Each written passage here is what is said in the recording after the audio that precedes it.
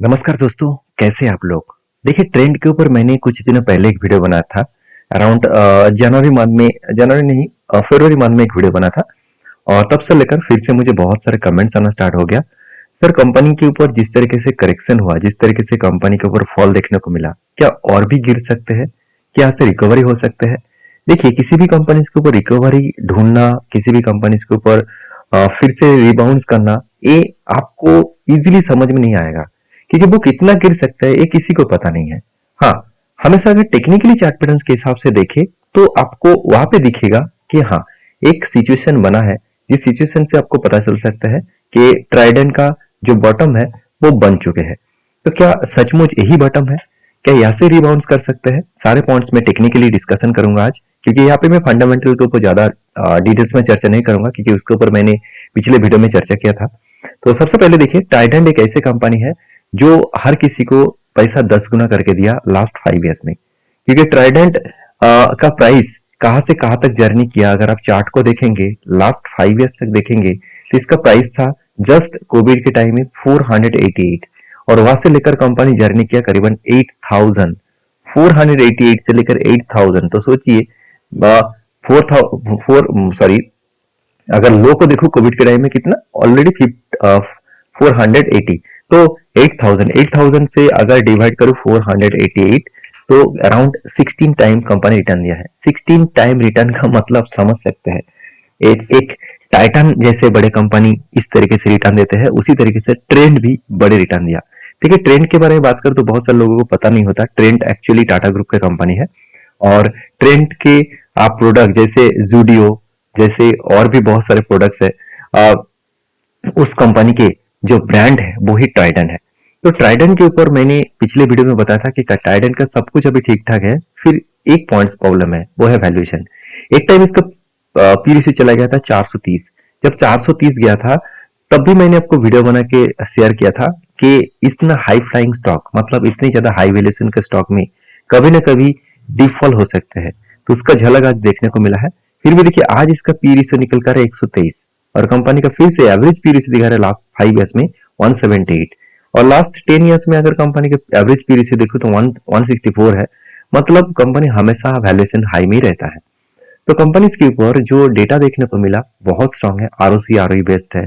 Company का कर्जा भी ना के बराबर है।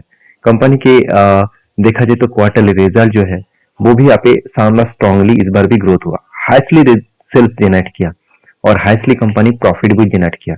आज तक की सबसे हाईएस्ट प्रॉफिट है। तो जो लोग सोच रहे हैं कि कंपनी के वैल्यूएशन के कारण कंपनी बहुत बुरी तरीके से पिटेंगे, तो जितना पिटना था मेरे हिसाब से पिट चुके हैं, और कुछ पिटना बाकी है, शायद छोटा मोटा पिटना हो सकता है, क्योंकि मार्केट यहाँ से अगर रिबाउंड करे तो उसके अगेंस्ट में ट्राइडेंट भी रिबाउंड कर सकता है। तो हाँ, ऐसे नहीं कि रॉकेट की तरह ऊपर जाएगा, जिस तरीके से बिग फॉल हुआ है उसी तरीके से करेक्शन होगा, ऐसे बिल्कुल नहीं। जिगजैग मोमेंटम में वो धीरे धीरे धीरे धीरे करके ऊपर जा सकते हैं। तो चलो, इसीलिए शायद मुझे लगता है कि इंस्टीट्यूशन इस कंपनी के ऊपर क्वांटिटी एडिंग करना शुरू कर चुके हैं। जो लोग सोच रहे हैं कि चलो एफआईएस ने माल बेच दिया, डीएस ने तो खरीदारी किया है ना, तो पब्लिक भी खरीदारी किया है। और देखिए कितने क्वांटिटी था, और इस बार कितना क्वांटिटी टोटल उठाया गया। मतलब टोटल नंबर ऑफ शेयर्स बढ़ चुके हैं, नंबर ऑफ शेयर होल्डर्स बढ़ चुके हैं, नंबर ऑफ शेयर्स नहीं, नंबर ऑफ शेयर होल्डर बढ़ चुके हैं। मतलब पब्लिक के यहाँ पे पार्टिसिपेंट्स बढ़ चुके हैं। अभी एक इंपॉर्टेंस पॉइंट मैं आपको बता दूं, कंपनी के ऊपर सबसे इंपॉर्टेंट पॉइंट जो मुझे देखने को मिला, कर्जा तो जो पहले जो कर्जा लिया गया था वो एकदम ना के बराबर हो चुके हैं। अभी चलो टेक्निकली चार्ट पैटर्न्स के ऊपर मैं एक बार आपको लेके जाता हूँ, जहाँ पे मुझे इस कंपनी का बटन देखने को मिला। देखिए, मुझे लग रहा है बटन है, तो मैं तो कोई भगवान तो नहीं हूँ कि इतना ही गिरेगा और नहीं गिर सकता, ऐसे बिल्कुल नहीं है, और भी करेक्शन हो सकता है। तो एक बार डीपली सारी चीजों को, नॉलेज को आप स्टडी करिए। जैसे देखिए, मैं किस तरीके से स्ट्रेटेजीज को फॉलो करता हूँ। यहाँ पे 3 लाइन आपको दिखेगा। फर्स्ट जो लाइन है वो 50 डेज का मूविंग एवरेज का लाइन है, और सेकेंड जो रेड वाला लाइन है ये है 200 डेज मूविंग एवरेज का लाइन, और थर्ड वाला जो ब्लैक कलर का लाइन है वो है 300 डेज मूविंग एवरेज का लाइन। ये तीनों लाइन को देखा जाए तो रूल्स क्या है? रूल्स यही है कि जब भी 50 डेज मूविंग एवरेज 200 को भी ब्रेक करेगा और 300 को भी ब्रेक डाउन करेगा, तब एक सिचुएशन बनेगा। तो फाइनली पिछले एक दिन पहले ही इसको ब्रेक डाउन किया, मतलब फाइनली इस कैंडल के आसपास इसका ब्रेक डाउन देखने को मिला। मतलब यहाँ पे इसका मुझे एक सिचुएशन पॉजिटिव देखने को मिला कि यहाँ से रिबाउंड होने का चांसेस है। अगर यहाँ से अगर रिबाउंड्स होते हैं तो मैं कहाँ तक इस कंपनी को कंटिन्यू कर सकता हूँ। तो मैं इस कंपनी को कंटिन्यू करूंगा जो प्रीवियस हाई है, जो प्रीवियस हाई है, जो प्रीवियस स्ट्रॉन्ग हाई है, और उस हाई तक मैं इसको कंटिन्यू करूंगा। तो अगर यहाँ से मैं टॉप लेवल तक देखूं तो करीबन 59 के आसपास देखने को मिला है। तो यहाँ से अगर रिबाउंड करके इस लेवल तक जा सकते हैं। तो क्या सचमुच इसी तरीके से पहले भी हुआ था? तो चीजों को समझने से पहले एक चीजों का आपको ध्यान रखना है कि किसी भी कंपनी के ऊपर काम करने से पहले आपको बैक टेस्टिंग करके जरूर देखना चाहिए। तो क्या पहले भी इस तरीके से बने थे? चलो एक बार मैं बैक टेस्टिंग करके आपको दिखा देता हूँ। जैसे ध्यान से देखना यहाँ पे क्या हुआ। यहाँ पे अगर मैं इसको डीपली स्टडी करूँ तो देखिए कैंडल 200 डेज मूविंग एवरेज को तो ब्रेक डाउन किया था, मतलब 50 डेज मूविंग एवरेज 200 डेज को तो ब्रेक डाउन किया था, मगर 300 को ब्रेक डाउन नहीं किया। तो यहाँ पे मैं कोई डिसीजन नहीं लूंगा। और भी मैं पीछे जाकर देखता हूँ, यहाँ पे भी सेम टू सेम हालत है। और भी मैं पीछे जाकर देखता हूँ तो फाइनली यहाँ पे एक मुझे स्ट्रेटजीज देखने को मिला, वो भी कब? कोविड के टाइम में। तो कोविड के टाइम में क्या हुआ, ध्यान से देखना। 200 डेज मूविंग एवरेज को भी ब्रेक किया और 300 डेज मूविंग एवरेज को भी ब्रेक डाउन किया। किसने किया?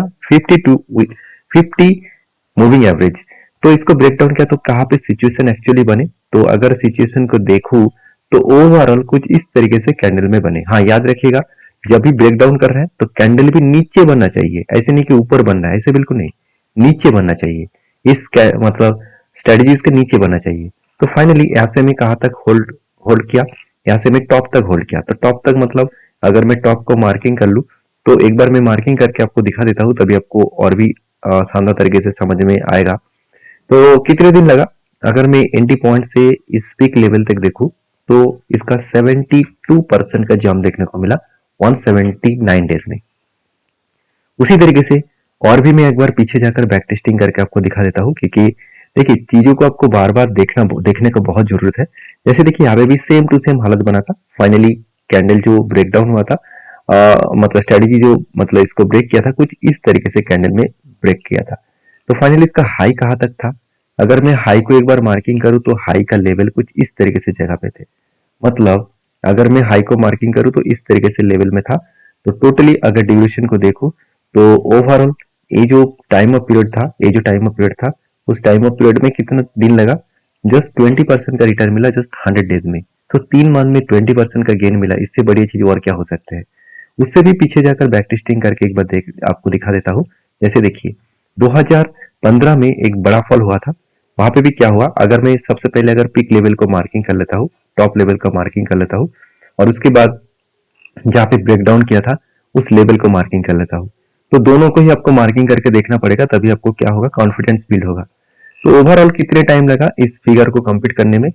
तो ओवरऑल इस फिगर को कंप्लीट करने में टोटल टाइम लगा जस्ट अराउंड 179 डेज में। तो 179 डेज में कितना? 40% का गेन देखने को मिला। तो चीजों को आपको समझना होगा, क्योंकि देखिए चार्ट आपको हर टाइम हर चीज बताएगा। हाँ, मैंने आपको क्या बताया?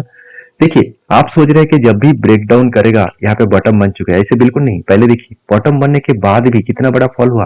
कितना बड़ा फॉल हुआ मतलब यहाँ से अगर बॉटम जब बना था, जब ब्रेक डाउन किया था, बॉटम बने थे, उससे भी 13% करेक्शन हुआ। क्या उसके बाद रिकवरी नहीं हुआ?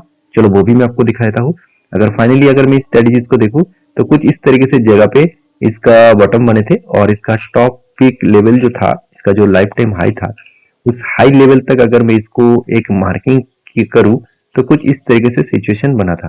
तो कुछ इस तरीके से सिचुएशन बने थे। फाइनली यहाँ पे देखिए अगर मैं यहाँ तक भी टारगेट देखूं तो यहाँ तक भी टारगेट देखूं तो जस्ट टाइम लगा 249 डेज 31%।